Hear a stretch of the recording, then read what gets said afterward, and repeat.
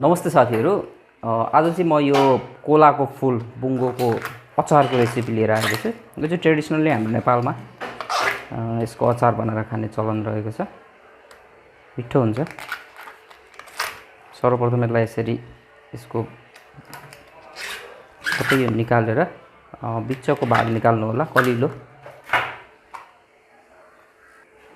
यसलाई चाहिँ साथीहरू यसरी राम्ररी केलाउनु होला। धेरै पनि चाहिँदैन, 2-3टा बुङ्गो भयो भने चाहिँ 8-10 जनाको फ्यामिलीको लागि चाहिँ मजाले अचार बन्छ।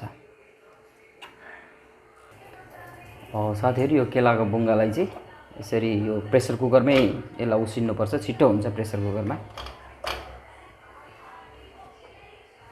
र यसमा मिक्स गर्नको लागि चाहिँ मैले थोरै आलु पनि लिएको छु। र यसरी उसिन्दाखेरि चाहिँ जहिले पनि एउटा यो चाहिँ कागजको टुक्रा राखिदिनु भयो भने यसको यो जुन कालो भाँडामा टाँसिने चाहिँ अलिक कम हुन्छ। र यसलाई साथीहरू 2-3 सिटी मजाले लगाइदिनु होला।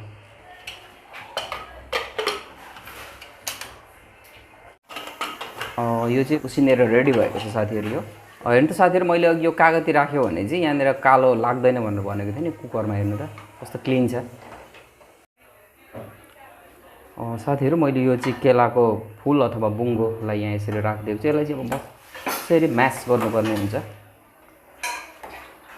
तातो छ बिस्तारै। साथीहरू तपाईँहरूले अहिलेसम्म मेरो च्यानललाई सब्सक्राइब गर्नुभएको छ भने कृपया सब्सक्राइब गरेर नभुल्नु होला। र लाइक सेयर र कमेन्ट गर्न पनि नबिर्सनु होला। यो केलाको बुङ्गो चाहिँ पहिला चाहिँ गाउँमा चाहिँ जति पनि यताउति छरिरहेको हुन्थ्यो, पाइन्थ्यो, कसैले वास्ता पनि गर्दैन थियो। अब अहिले सहर बजार पसेपछि चाहिँ अब किनेर खानुपर्ने दिन आयो। यसलाई यसरी मजाले म्याक्स गर्नु होला। कुनै कुनै पिस चाहिँ अलिक ठुलो भएकोले मैले कैँचीले कटिङ गरिदिएको छु। यसमा चाहिँ मैले यो अघि उसिनेको राखेको आलु पनि राखिदिएको छु यसमा। यसै गरी साथीहरू यो अलिकति मैले यो काँक्रोलाई पनि मसिनो गरी काटेको छु, काटेर राखिदिएको छु काँक्रो। त्यसै गरी थोरै मैले यो प्याजको टुक्रालाई पनि यहाँनिर एड गरिदिएँ। यसै गरी साथीहरू मैले यहाँ चाहिँ करिब आधा चम्चा जति यो भुटेको र पिसेको जिरा राखिदिएको छु।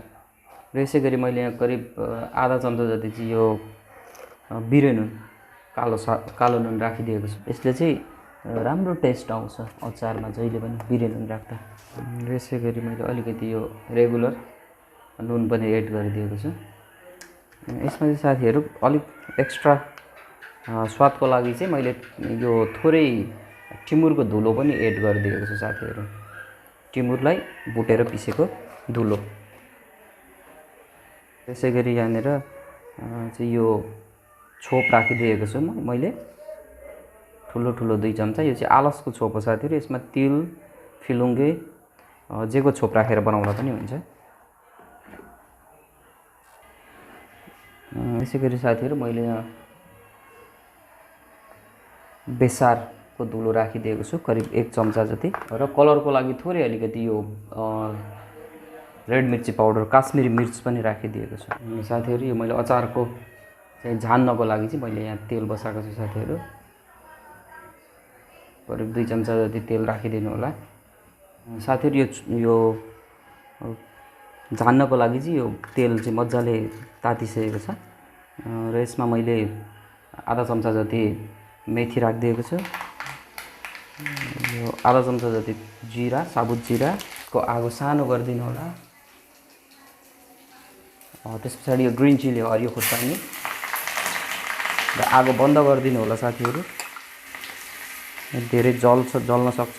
र मैले यहाँ थोरै आधी चम्चा जति चाहिँ अदुवा र लसुनको पेस्ट पनि यही तेलमा मिक्स गरिदिएको छु। यो तेल हेर्नुहोस् त रेडी भइसकेको छ। र यो जुन अघि मैले मसलाहरू राखेको थिएँ नि, यसलाई यसकै माथि चाहिँ यो बेसारहरूको माथि यसरी मसलाको माथि राख्नु हो भने त्यसलाई पनि पाक्नको लागि चाहिँ हेल्प गर्छ। यसमा मैले थोरै मनतातो पानी राखिदिएँ। यसलाई पनि मिक्स गरिदिनु होला। र अब यसलाई मजाले मिक्स गरिदिने।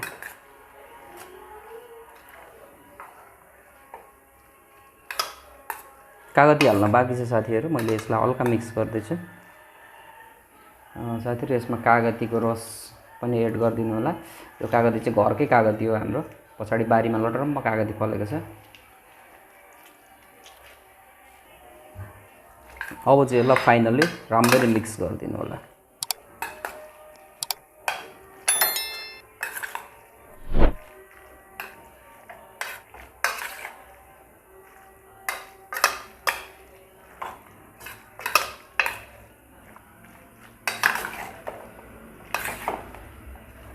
फाइनली साथीहरू यो केलाको बुङ्गाको अचार रेडी भइसकेको छ।